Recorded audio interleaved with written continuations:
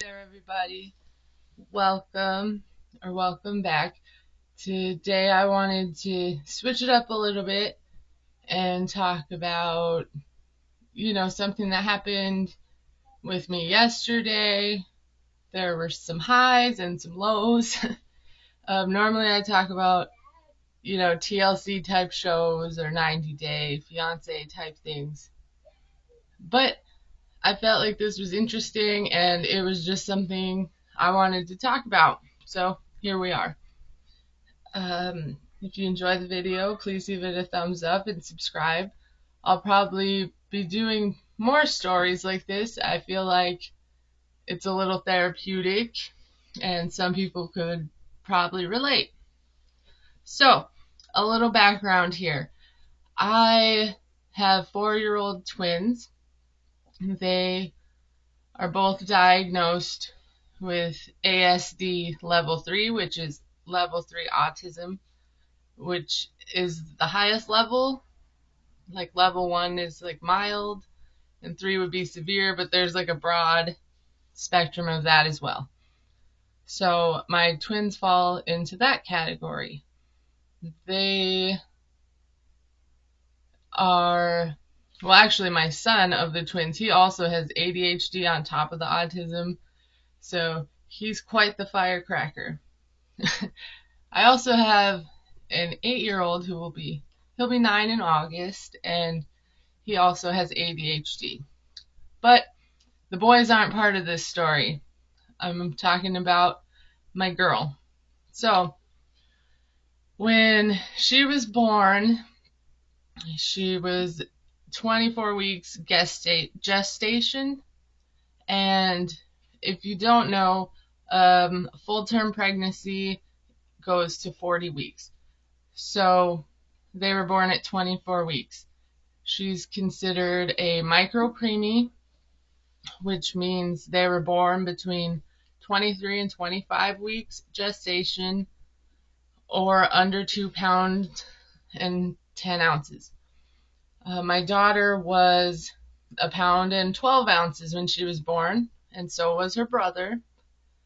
One of them was 12 inches and one was 13, but I can never remember which was which. So my daughter was in the NICU for 94 days. Her brother was in there for 148. Now, I'm probably going to do a longer video at some point about our entire NICU journey. It's quite the roller coaster. But part of the NICU is them doing ultrasounds of their brains because, my twins had brain bleeds level 4. My daughter actually had them so bad she needed an MRI to see if she had cerebral palsy, which she didn't, luckily, and it still affected her mobility. She actually didn't start walking until she was about 3. So they've had a rough go of things. Plenty of things. But part of the NICU process is they keep a very close eye on their eyes. A specialist would see them weekly and usually at 2 a.m. And it wasn't until my daughter was released from the NICU and I brought her to the specialist, I realized why I'm glad I wasn't there. They use these little metal instruments that go under the eyelids and spread them apart. And it looks painful, and they scream and cry the entire time. But this man was a wonderful doctor. In fact, the nurses and doctors at the NICU that I was in, I couldn't speak more highly of. They were wonderful. They were angels. They really helped me get through the process. So the eye specialist told me that there was a good chance that my twins would need laser eye surgery because when they're that young, there's a risk of like the retinas, it's called ridging, and they can detach, and that would cause them to go blind. So they keep a very close eye on it, and he pretty much told me that it was more likely than not they would need these laser eye surgery. Fun fact, Stevie Wonder, who is blind, I'm pretty sure I've heard that he's blind because he was a preemie, and this type of retina detachment thing happened to him. Anyways, so turns out they didn't need this laser eye surgery. And the doctor tells me, aren't you going to be upset with me? I told you they would need this eye surgery, and now they don't, and I got you worried for nothing. And I said, well, no, you were preparing me for what was going to happen. And he said in his 40 years of work, there was only one other 24-weeker that didn't need the laser eye surgery. So I'm pretty lucky that I got two. So, after that, we're keeping a close watch on their eyes. And I found an eye doctor that I like in the town I live. And he was awesome. And I called and I asked, if he was willing to accept preemies. I told him the story. And he was. So I've been bringing my daughter to this eye doctor, and all my kids to this eye doctor for the last 4 years. And it's always been a very hectic experience. I usually would have to bring my sister with me or someone to go with one of the kids while I went with the other. And that's been fine. My daughter was supposed to wear glasses for the last, actually, all her life. She was supposed to wear glasses. She was so little that the smallest glasses they had were too big for her head, and we had to sew the little strap so they could almost fit. And she was adorable. But she never wanted to wear them. She was very stubborn. And even if she kept them on her head, her brother, he was going to rip them off. They actually don't like anyone to wear glasses. They try to take them off. So my daughter hasn't wore her glasses. And I always used to think, maybe that's why she's having a hard time walking. She can't see very well. Maybe that's why she doesn't make eye contact. Maybe that's why she doesn't know these things. And throughout my journey, I found out that's not why, actually. Everyone I asked told me that wasn't going to be an issue in why my daughter wasn't doing those things. So last year, I started the process of having them assessed, because you can assess kids for autism at level 3. Now, with preemies in general, or micro preemies, they tell you by the time they're 2, they should be caught up with other kids their age. So, if they don't do that by 2, there's a problem. Up until that point, you go by adjusted age, which means my kids were born in December, but they were due in March. So I have to subtract 4 months from their age. So if I was doing a questionnaire about things they do, instead of doing a 1-year one, I would do an 8-month one for 2 years. And even on those adjusted, they were behind. So I had them tested, and in January I found out, they were both level 3 autistic. And I've still been processing that ever since. It's opened my eyes to a lot of things. It's made me understand them better and learn to help them. They do the testing, and I wasn't ready for some of the answers. I was ready for them to be autistic, but they were telling me, in areas, so in communication, my daughter is communicating like a 9-month-old instead of a 4-year-old. The highest age they scored on anything, communication, all the other departments, was 18 months. So I've been trapped in like this baby stage for 4 years. Um, and that, that helped me be able to reevaluate, like as far as how am I trying to communicate with them? Well, I'm trying to talk to them and interact with them like a 4-year-old because that's what I know. I'm buying, not me personally, but people buy them gifts for a 4-year-old. So once I started interacting with them more like a 2-year-old, let's say, we're getting somewhere. But ever since then, it's been hard for me.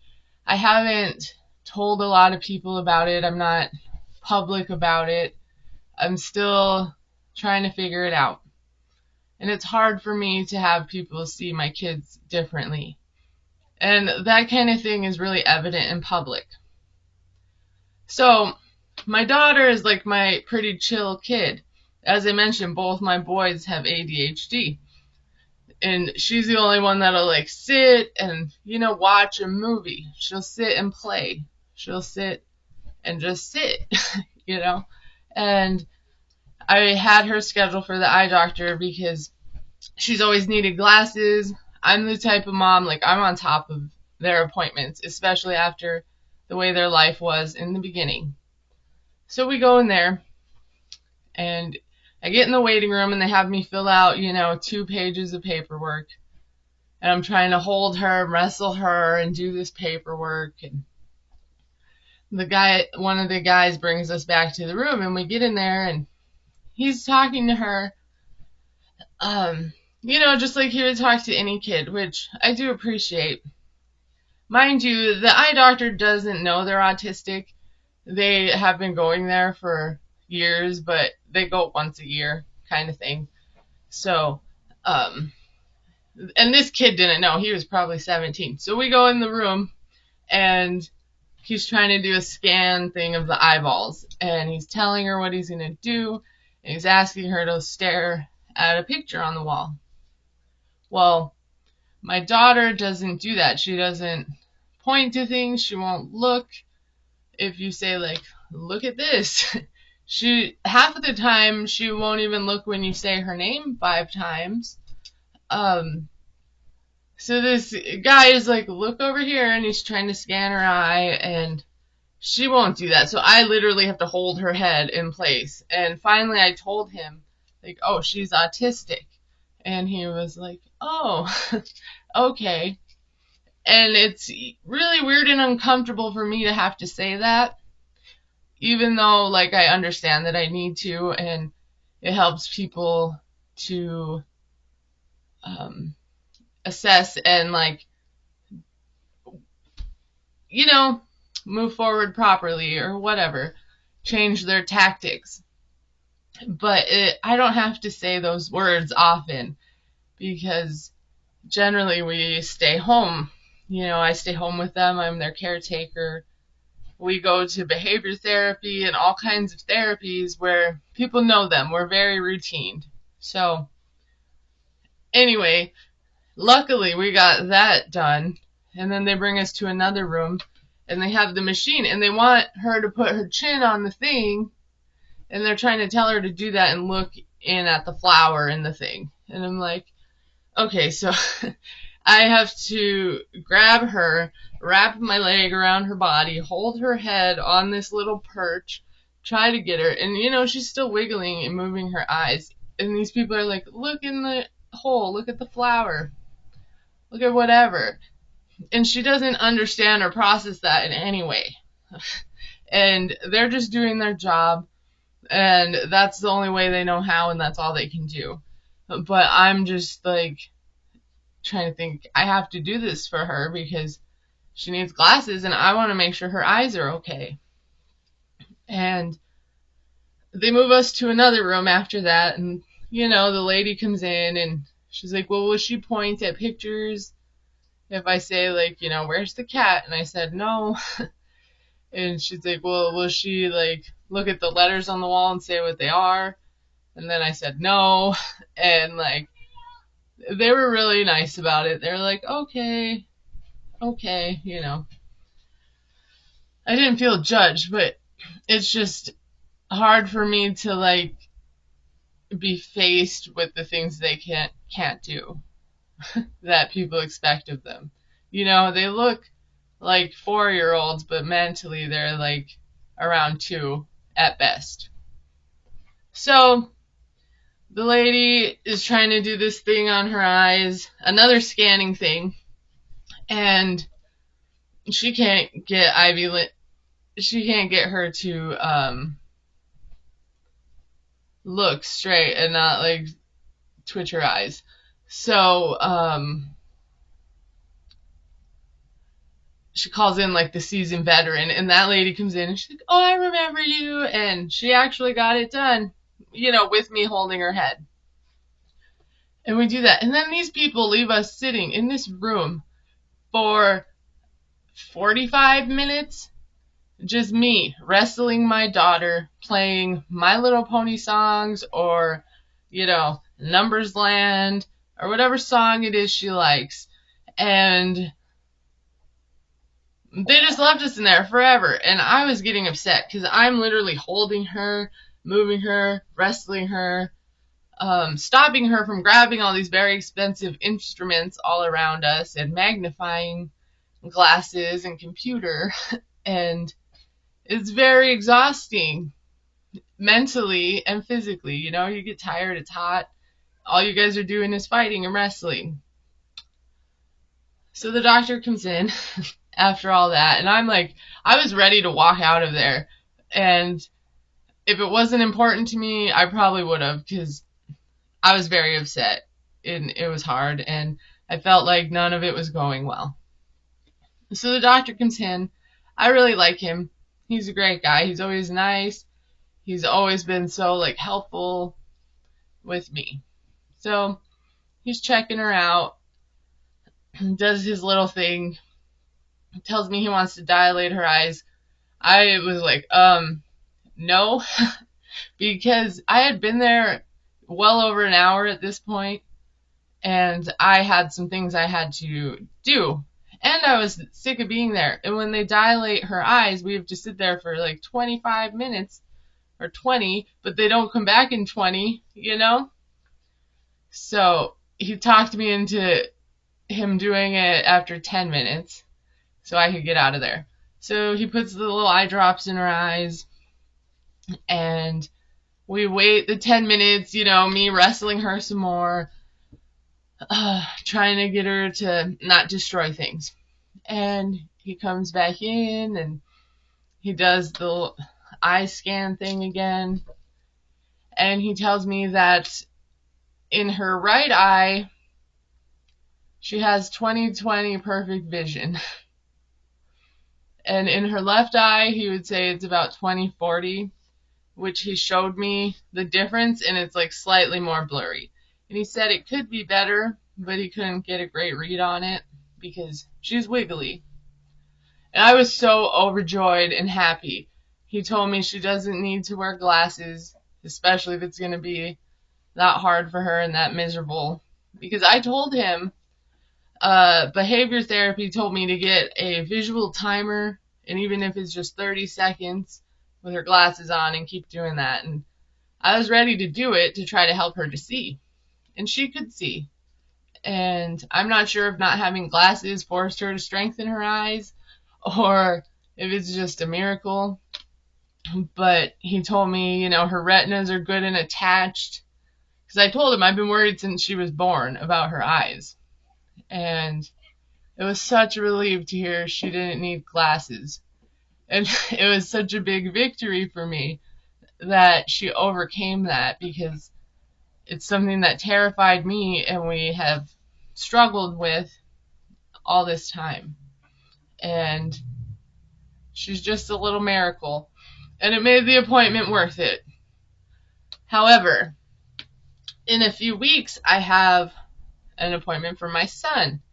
And there is no way this boy is going to let me hold his head in place for him to do that. And he's going to be kicking and screaming and pushing. And in my head, I'm just like, what's the point in me having to go and put us both through that and suffer through it. But I know I'm going to do it. I know it's important, and I'm going to, do the same thing, and I'm going to try my best to get the readings they need and get him to cooperate. And the more we do things like that, the more they might tolerate it better and get used to it. But it was a little discouraging, and it didn't give me hope about bringing my son. And I just kind of wanted to get that out there, because I know a lot of other moms struggle with similar things. And, we're not alone, and it is hard. And we're doing the best we can. So I did want to try to show. I'm not good at putting pictures up, but this is the first time I saw my baby without the oxygen and stuff like that. And then this is the first time I got to hold her. I didn't get to hold her until about 2 months after she was born. This is also first time I had to hold her. And these are the first time I got to hold both of them. And they're little miracles. And now she doesn't need glasses. And even though they have to deal with, being neurodivergent and things like that, those were all things I was prepared for. When they entered the NICU, they were pretty clear that they were going to have some obstacles and some learning disabilities, probably, things like that. My daughter's birth was extremely traumatic on her. I'm very lucky she survived. Like I said, if you want me to make an in-depth NICU video, comment down below and let me know about you wanting to see that. It's quite the journey. But the doctors did explain to me that they were going to have difficulties. I didn't know how severe. They told me, we wouldn't know how severe it was until it happens, and the longer that it takes for things to show up, the better it is. So here we are, and we're going day by day, and she's miles from where she started, and I'm miles from the mom I was then, because like I said, I do have an older son, and it's really made me dig deep and find courage and strength and, willpower I didn't know that I had. And any other preemie moms out there who are going through it now or have went through it, just know that it wasn't your fault, and it does get better. Even if we face more obstacles, it does get better. So thanks for watching and hanging out and listening to me vent about my eye doctor appointment. And wish me luck bringing my son, because I will definitely need it. And I hope you guys have a good day. Bye.